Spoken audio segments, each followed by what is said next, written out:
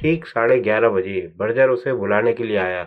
रात वाले कमरे में डॉक्टर होमर और डस्टल मौजूद थे। साथ में एम्स भी एक कुर्सी पर बैठा हुआ था, जो इसकी दरवाजे के करीब पहरे के लिए मौजूद था। कॉरिडन भी एक कुर्सी पर बैठ गया। हम इधर उधर की बातों में वक्त ज़ाया नहीं करेंगे, डॉक्टर होमर ने गुफ्तगू शुरू करते हुए कहा। मुझे डस्टल से मालूम हुआ है कि तुम हमें कुछ अहम बातें बताना चाहते हो। नीज़ ये कि हुकूमत हमारी जमात से वाकिफ है और हमारी सरगर्मियों को रोकने की कोशिश कर रही है। जी हाँ, कॉरिडन ने जवाब दिया। वॉर ऑफिस की एक स्पेशल ब्रांच है जिसे OSS 5 कहा जाता है।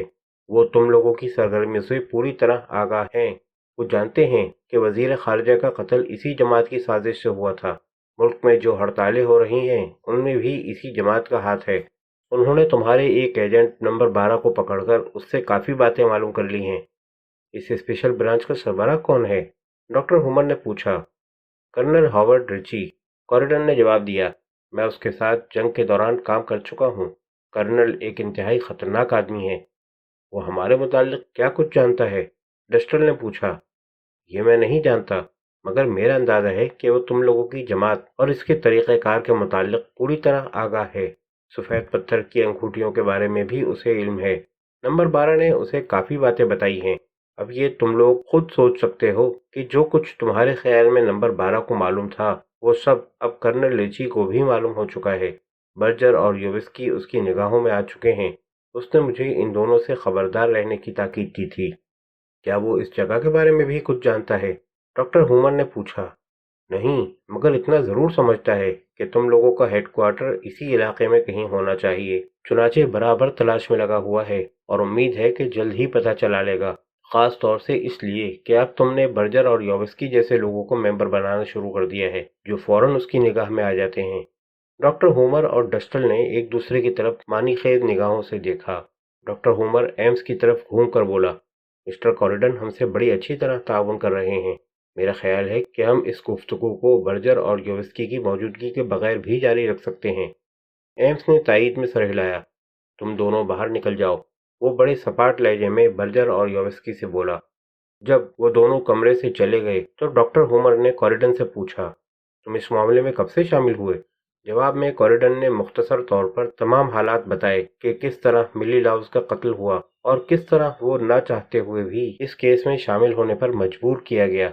कॉरिडन ने कोई एक बात भी इस सिलसिले में छुपाने की कोशिश नहीं की। जब वो ये दास्तान बयान कर रहा था तो गाहे गाहे डस्टल डॉक्टर होमर की तरफ देखकर इस तरह सर हिलाता था जैसे कह रहा हो कि कॉरिडन जो कुछ कह रहा है ठीक कह रहा है। और जब कॉरिडन अपनी गुफ्तगू खत्म कर चुका तो डॉक्टर होमर ने पूछा, तो अब इन हालात में हमारे लिए तुम्हारा बेहतरीन मशवरा क्या है? सबसे पहले तुम लोग इन सफ़ेद पत्थर की अंगूठियों का सिलसिला ख़त्म करो। मेंबर एक दूसरे को किसी और तरीके से भी पहचान सकते हैं। ये अंगूठियां अब कर्नल की निगाह में आ चुकी हैं।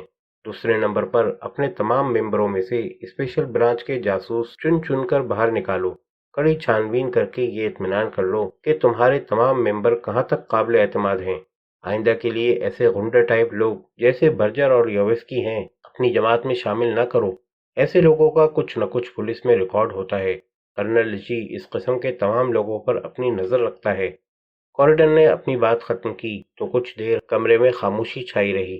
चंद लम्हे बाद डॉक्टर होमर ने सोचते हुए कहा, मिस्टर कॉरिडन ठीक ही कहते हैं। मैं शुरू से ही इन दोनों को जमात का मेंबर बनाने के खिलाफ था। अब हमें इनसे छुटकारा हासिल कर लेना चाहिए। मगर मैं इन्हें अलहदा करने के खिलाफ हूँ, एम्स बोला। ये दूसरी बात है कि अब हम इन्हें बाहर के कामों के लिए इस्तेमाल ना करें, मगर वो यहाँ हमारे लिए काफ़ी मुफीद साबित हो सकते हैं। ठीक है, डस्टर ने तायीद की। आइंदा से इन्हें मुस्तकिल तौर पर बेंट्रस में ही रहना चाहिए। फिर वो कॉरिडन की तरफ गौर से देखते हुए बोला, इसके अलावा तुम और क्या मशवरा देते हो? जब तक मैं तुम्हारे तमाम मेंबरों और तुम्हारे काम करने के तरीकों से अच्छी तरह वाकिफ ना हूँ, कुछ और नहीं कह सकता। अलबत्ता मेंबरों की तहकीक में मैं तुम्हारी मदद कर सकता हूँ। इनमें से कोई स्पेशल ब्रांच का जासूस हुआ तो मैं उसे पहचान लूंगा। कर्नल लिची हमेशा ऐसे ही लोगों की मदद से लीडर तक पहुंचने की कोशिश करता है। तुम्हारे ख्याल में अगर हम कर्नल लिची को अपने रास्ते से हटा दें तो कैसा है? डस्टल ने पूछा। यकीनन, कॉरिडन ने झिझके बगैर जवाब दिया। कर्नल ही स्पेशल ब्रांच की रूह रवां है। اگر تم کسی طرح اس سے چھٹکارا حاصل کر لیتے ہو تو اسپیشل برانچ کی سرگرمیاں ٹھنڈی پڑ جائیں گی، مگر یہ صرف تھوڑے ہی دنوں کے لیے ہوگا۔ حکومت کسی اور ذہین آدمی کو اسپیشل برانچ کا سربراہ مقرر کر دے گی۔ ممکن ہے بعد میں آنے والا شخص کرنل لچی کی طرح ہوشیار نہ ہو۔ ہاں، ایسا ہونا ممکن ہے۔ چنانچہ تمہاری تجویز یہ ہے کہ ہم اپنی سلامتی کے لیے کرنل لچی کو راستے سے ہٹا دیں؟ کوریڈن بڑی عیاری سے مسکرایا۔ ضرور، بشرطے کہ تم لوگ کرنل پر قابو پا سکو۔ ظاہر ہے کہ وہ خود تو ہاتھ باندھ کر تمہارے سامنے حاضر نہیں ہو جائے گا۔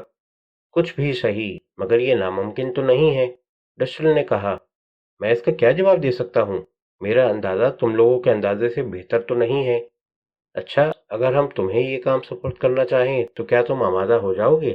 ڈسٹل نے پوچھا۔ یہ اس بات پر منحصر ہے کہ مجھے اس کام کے عوض حاصل کیا ہوتا ہے، کوریڈن نے جواب دیا۔ میں سمجھا نہیں۔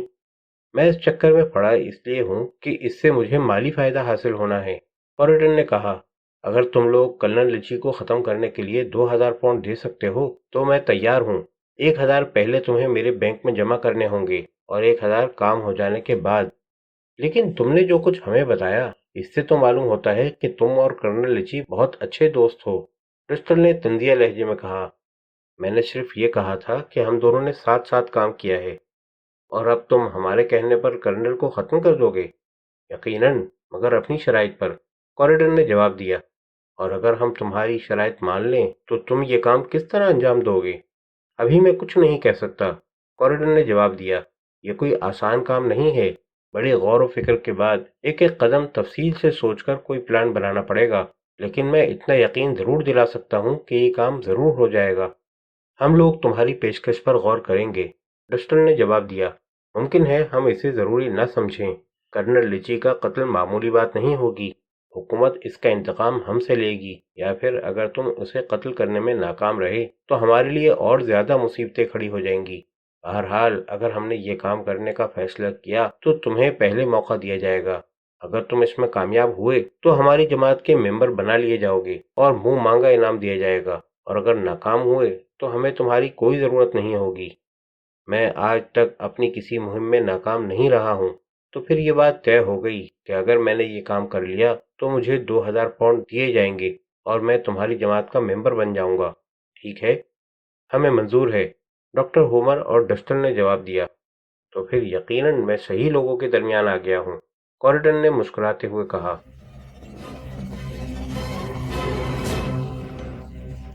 کھانے کا کمرہ ایک لمبی راہداری کی شکل میں بنا ہوا تھا۔ درجنوں کی تعداد میں میزیں اور کرسیاں ایک سرے سے دوسرے سرے تک ترتیب سے لگی ہوئی تھیں۔ کوریڈن کو سلیڈ اور ایمس کے درمیان جگہ ملی تھی۔ بیشتر لوگوں کی نگاہیں کوریڈن کی طرف مرتکز تھیں۔ بے شمار لوگ کھانے کے کمرے میں موجود تھے، جن میں ہر عمر کے مرد اور عورتیں شامل تھیں۔ کوریڈن نے دیکھا کہ ایک میز پر 6 آدمی اسی کی طرح سفید کپڑے پہنے بیٹھے ہیں اور بڑے خاموش، اپنی جگہ کچھ گھبرائے سے بیٹھے ہیں۔ میرا خیال ہے میں ان لوگوں کے ساتھ بیٹھتا تو زیادہ اچھا تھا، کوریڈن نے سلیڈ سے کہا۔ تم غلط سمجھے، سلیڈ نے جواب دیا۔ وہ لوگ قیدی ہیں، جبکہ تم عارضی ممبرشپ میں شامل ہو۔ مجھے یہ سن کر خوشی ہوئی، کوریڈن نے جواب دیا۔ تو تمہارے خیال میں مجھے یہ سفید کپڑے کتنے دن پہننے ہوں گے؟ تم اس کی فکر مت کرو، ایمس بولا۔ جب تک تم فرار ہونے کی کوشش نہیں کرتے، ہر طرح محفوظ ہو۔ اس خوشخبری کا شکریہ، کوریڈن نے کہا، مگر میرا یہ جگہ چھوڑ کر جانے کا کوئی خیال نہیں ہے۔ تمہیں آج سپہر سے کام شروع کرنا ہے، سلیڈ نے کہا۔ ہم نے ایک بہت خاص کام تمہارے لیے رکھا ہے۔ مجھے معلوم ہوا ہے کہ تم ٹائم بم وغیرہ بنانے میں کافی مہارت رکھتے ہو۔ کام کیا ہے؟ ہم ایک پاور اسٹیشن کے 2 جنریٹر بیکار کرنا چاہتے ہیں۔ وہاں کے 2 انجینئر ہمارے اپنے آدمی ہیں۔ ہم چاہتے ہیں کہ تم ان کو جنریٹر تباہ کرنے کا طریقہ سکھا دو۔ بولو، آمادہ ہو؟ ضرور، مگر مجھے اس کے بدلے میں کیا ملے گا؟ کچھ نہیں، ایمس نے بے پرواہی سے جواب دیا۔ تم یا تو یہ کام کرو گے یا 1 ہفتہ قید خانے میں رہو گے، جو پسند ہو انتخاب کر لو۔ ایسی صورت میں ظاہر ہے کہ مجھے جو کچھ کرنے کو کہا جائے گا کرنا ہی پڑے گا، کوریڈن مسکرا کر بولا۔ اس گفتگو کے بعد وہ لوگ کھانے میں مصروف رہے۔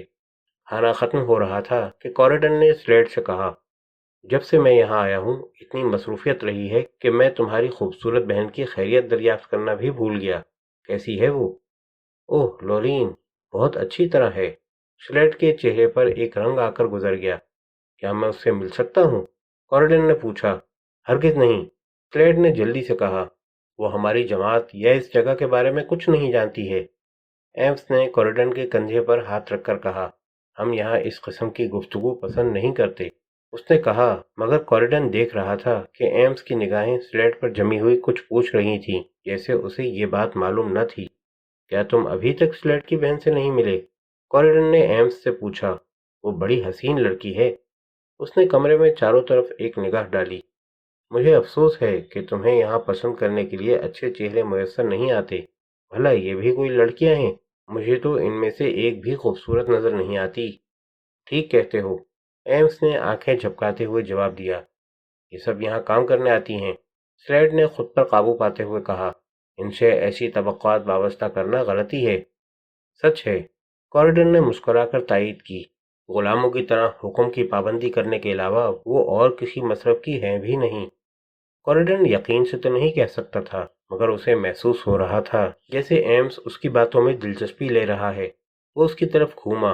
अगर मेरा ख्याल गलत नहीं है, उसने एम्स से कहा, तो गालिबन मिली लाउस तुम्हारे ही हाथों खत्म हुई है। अगर हुई भी है तो फिर क्या हुआ? एम्स ने एक शैतानी मुस्कुराहट से जवाब दिया। वो इन चिचोड़ी हुई हड्डियों से बेहतर नहीं थी। मैं जानता हूँ, कॉरिडन ने जवाब दिया। अगर तुम कभी मेरे साथ चलो तो मैं तुम्हें ऐसी लड़कियों से मिलवा सकता हूँ जो हर तरह तुम्हें मुतमईन कर सकती हैं।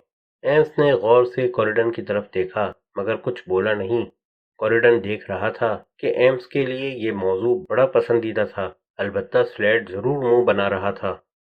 मैं इस तरह की दावत जरूर कबूल करूंगा, एम्स ने खड़े होते हुए कहा, मगर इससे पहले तुम्हें ये साबित करना है कि हम तुम पर एतमाद कर सकते हैं। जरूर जरूर, कॉरिडन ने कहा।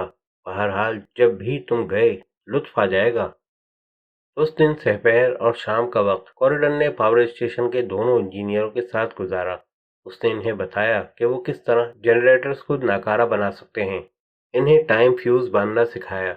बाद में जब वो हर बात अच्छी तरह समझकर चले गए और कॉरिडन लेबोरेटरी में अकेला रह गया, स्लेड खामोशी से अंदर दाखिल हुआ।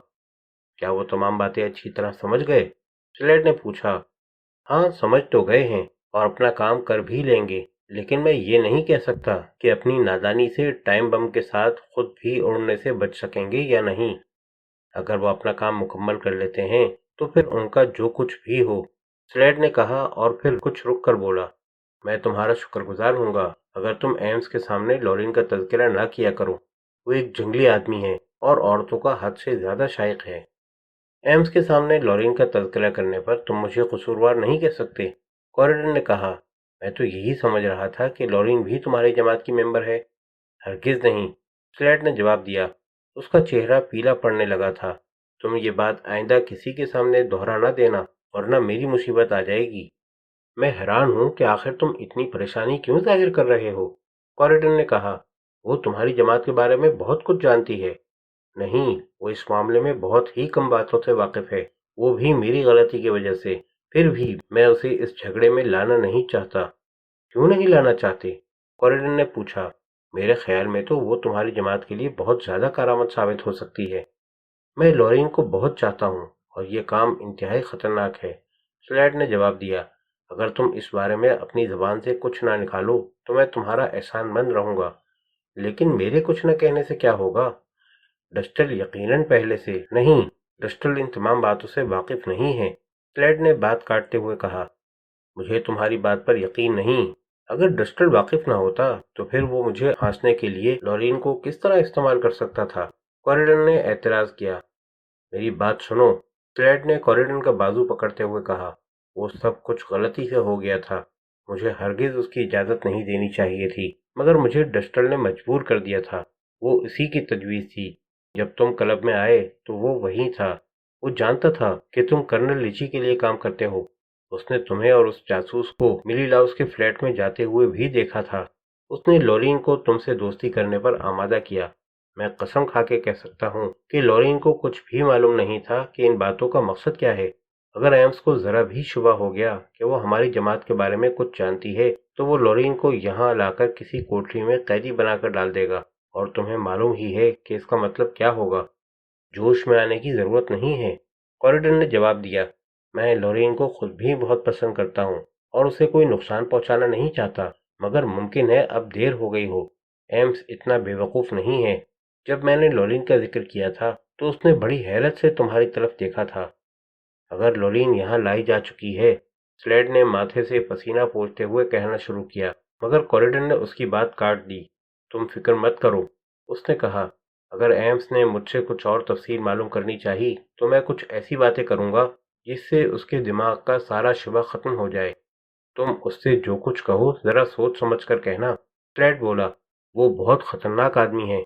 लड़ाई के दौरान वो गस्टापो में बड़े ओहदे पर काम कर चुका है। उसके हाथ से आज तक कोई बच नहीं सका है। ये बातें मैं तुम्हें इसलिए बता रहा हूँ कि तुम लॉरीन को पसंद करते हो, वरना ये बातें तुमसे कहकर मैंने अपने आप को तुम्हारी मुट्ठी में दे दिया है। तुम्हें किसी बात की फिक्र नहीं करनी चाहिए। तुम यकीनन ये बात पसंद नहीं करोगे कि लॉरीन को कुछ हो जाए। बेशक, तब मैं तुम पर एतमाद कर सकता हूँ। क्यों नहीं, कॉरिडन ने जवाब दिया। स्लेड ने इत्मीनान का सांस लिया, मुस्कुराया और उठते हुए बोला, अब मुझे चलना चाहिए। मुझे उम्मीद है कि तुम अपनी जुबान का पास रखोगे, बिल्कुल इसी तरह जिस तरह एक मेंबर दूसरे मेंबर को वादा देकर अपनी जुबान का पास रखता है। कॉरिडन ने जवाब दिया। शुक्रिया, स्लेड ने कहा और उठकर चला गया। स्लेड के जाने के बाद कॉरिडन काफ़ी देर लेबॉर्ट्री में बैठा उसके बारे में सोचता रहा। उसकी मुहिम की कामयाबी इस बात पर मुनहसर थी कि वो एम्स का एतमाद किस हद तक हासिल कर लेता है। उसे एक तरह से स्लेड पर रहम आ रहा था, जो पता नहीं तकदीर के किस इत्तेफाक की बदौलत उन लोगों के चक्कर में आ फंसा था। कॉरिडन लेबॉर्ट्री से निकलकर डॉक्टर होमर के कमरे की तरफ चल दिया। डॉक्टर अपने कमरे से निकल रहा था। कॉरिडन को देखकर वो मुस्कुराया। आहा मिस्टर कॉरिडन, वो बोला, कहिए सपहर का काम कामयाबी से ख़त्म कर लिया? जी हाँ, कॉरिडन ने जवाब दिया। क्या आप बता सकते हैं कि कॉमरेड एम्स कहाँ होंगे? डॉक्टर होमर के होठों पर मुस्कुराहट जैसे बुझ सी गई। क्या तुम उससे मिलना चाहते हो? डॉक्टर ने पूछा। जी हाँ, एम्स दोस्ताना ताल्लुकात बढ़ाना पसंद नहीं करता। मैं तुम्हें इसे परेशान करने का मशवरा नहीं दूंगा।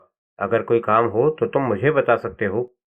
एम्स ने खुद ही मुझसे कहा था कि मैं अपने काम से फारिग हो जाऊं तो उससे आकर मिलूं, लेकिन अगर आप चाहते हैं तो मैं आपको ही अपनी रिपोर्ट दे देता हूं। ओह नहीं, डॉक्टर ने जल्दी से कहा। अगर उसने तुम्हें खुद आने को कहा था तो दूसरी बात है। तुम उसे ऊपर वाली मंजिल में मिल सकते हो। सीढ़ियों के सामने ही उसका कमरा है। कॉरिडन को फौरन एहसास हुआ कि स्लेड और डॉक्टर होमर दोनों ही एम्स से खौफ खाते हैं और ये बात वक्त आने पर मुफीद साबित हो सकती थी। शुक्रिया, उसने डॉक्टर होमर से कहा और खुद सीढ़ियों की तरफ चल दिया। वो जानता था कि डॉक्टर होमर उसकी तरफ देख रहा है। वो सीढ़ियां चढ़ता हुआ ऊपर पहुंच गया और एम्स के कमरे पर दस्तक दी। अंदर आ जाओ, अंदर से एम्स ने कहा। कॉरिडन दरवाज़ा खोलकर अंदर चला गया। एम्स मेज़ पर बैठा कुछ लिख रहा था। कॉरिडन को देखकर चौंक गया। क्या बात है, उसने पूछा। कॉरिडन बड़े पुरअसरार अंदाज से चलकर एम्स के करीब पहुंचा। स्लेड ने अभी मुझसे कहा है कि मैं तुम्हारी मौजूदगी में उसकी बहन का जिक्र न किया करूं। कॉरिडन ने आहिस्ता से कहा। उसने ये भी बताया कि तुम औरतों के पीछे दीवाने हो जाते हो, और अगर तुम्हें ये मालूम हो गया कि उसने अपनी बहन को जमात के बारे में कुछ बातें बताई हैं तो तुम उसकी बहन को यहाँ बुलाकर अपनी निगरानी में रखोगे। उसने कहा कि तुम बहुत खतरनाक आदमी हो और जंग के दौरान गस्टापो में काम कर चुके हो। ये इत्तला बड़ी आसानी से तुम्हें फांसी के फंदे पर लटका सकती है, लेकिन शायद तुम मुझसे ज़्यादा अपनी भलाई सोच सकते हो। एम्स ने बड़ी खामोशी से सब कुछ सुना। उसका चेहरा हर किस्म के तासुरात से खाली था। तुम ये बातें मुझे क्यों बता रहे हो? उसने कॉरिडन से पूछा। मैं समझ रहा था कि मेरे ज़िम्मे एक फ़र्ज़ ये भी है कि जमात में जो मेंबर कमज़ोर या मुश्तबा किस्म के हैं उनकी निशानदही करूं। स्लेड मुझे किसी भी तरह काबिल एतबार नज़र नहीं आता। तुम बड़ी तेज़ी से काम की इब्तिदा कर रहे हो, एम्स ने जवाब दिया, मगर तुम्हारे अंदाज से मैं ये महसूस कर रहा हूँ कि मेरी बताई हुई बातों ने तुम्हें खुश नहीं किया। मुझे अफसोस है। मुमकिन है मुझ ही से गलती हुई हो। शायद मुझे डॉक्टर होमर को अपनी रिपोर्ट पेश करनी चाहिए थी। अगरचे मैं डॉक्टर होमर को भी मजबूत दिलो दिमाग का आदमी नहीं समझता। अभी अभी की बात है कि वो ये नहीं चाहता था कि मैं तुम्हें अपने काम की रिपोर्ट देने आऊँ। अब मुझे बताओ कि आखिर मैं अपनी रिपोर्ट किसको दूँ? तुम्हारा मकसद क्या है? एम्स ने गौर से कॉरिडन को देखते हुए पूछा। क्या तुम यहाँ कोई हंगामा खड़ा करना चाहते हो? यकीनन, मुझे रखा इसी काम से गया है, कॉरिडन ने जवाब दिया। یا پھر تم اس بات سے ڈرتے ہو کہ یہ جماعت کہیں اندر سے اتنی منظم اور مضبوط ثابت نہ ہو جتنی کہ تم خیال کرتے ہو؟ مگر میں کس طرح سمجھوں کہ جو کچھ تم بتا رہے ہو وہ چالاکی سے گھڑے ہوئے جھوٹ نہیں ہے؟ کیا خبر کہ تم مجھے دوسروں کی جانب سے بدگمان کرنا چاہتے ہو؟ اس طرح کی کوششیں لوگ پہلے بھی کر چکے ہیں۔ تم غلط سمجھے۔ اگر تم دو چار ممبروں سے بدگمان ہو بھی جاؤ تو مجھے کیا فائدہ پہنچے گا؟ تمہیں حیرت ہوگی مگر میں مالی فائدے کے بغیر کسی کام میں ہاتھ ڈالنا حماقت سمجھتا ہوں۔ میں یہاں بھی رقم حاصل کرنے کی امید میں ہی آیا تھا اور اسی لیے تمہیں یہ سب باتیں بتا رہا تھا۔ مثال کے طور پر مسٹر ڈسٹل کو دیکھو، وہ جانتا ہے کہ لورین کو اس جماعت کے بارے میں کئی باتیں بتائی جا چکی ہیں، لیکن چونکہ وہ لورین میں الجھا ہوا ہے اس لیے کچھ نہیں کہتا۔ اگر کہو تو ڈسٹل کو 1 منٹ میں ٹھکانے لگا دوں۔ ڈسٹل کو ٹھکانے لگانا کوئی آسان بات نہیں ہوگی، ایمس نے غور سے کوریڈن کو دیکھتے ہوئے کہا۔ اسے جماعت کے لیڈر کا اعتماد حاصل ہے۔ تو کیا ہوا؟ کوریڈن نے جواب دیا۔ اگر تم ڈسٹل پر نگرانی رکھو تو اس کی کئی ایسی باتیں معلوم ہو سکتی ہیں جو اسے لیڈر کی نگاہ سے گرا دیں، مگر یہ بات کی بات ہے۔ یہ بتاؤ کہ سلیٹ کے بارے میں کیا کرنا چاہتے ہو؟ میں اس سے بات کروں گا، ایمس نے کہا اور مسکرایا۔ اگر تم نے جو کچھ کہا ہے سچ ہے تب اس کی بہن کو واقعی یہاں آنا چاہیے۔ میں آج رات اس سے کہوں گا، مگر وہ آسانی سے نہیں مانے گا۔ میں زبردستی کرنا جانتا ہوں، ایمس نے جواب دیا۔ کوریڈن جب واپس جانے کے لیے دروازے کی طرف گھوما تو پیچھے سے ایمس نے پکار کر کہا، تم کل سے اپنا لباس استعمال کر سکتے ہو، خبریں دینے والے کو انعام تو ملنا ہی چاہیے۔ کوریڈن نے شکریہ ادا کیا اور باہر نکل گیا۔ باہر نکل کر اس نے دیکھا کہ کوریڈور کے دوسری طرف سلیڈ خوفزدہ چہرہ لیے اس کی طرف دیکھ رہا تھا۔ کوریڈن نے خالی نظروں سے اس کی طرف دیکھا اور اپنے کمرے کی طرف بڑھ گیا۔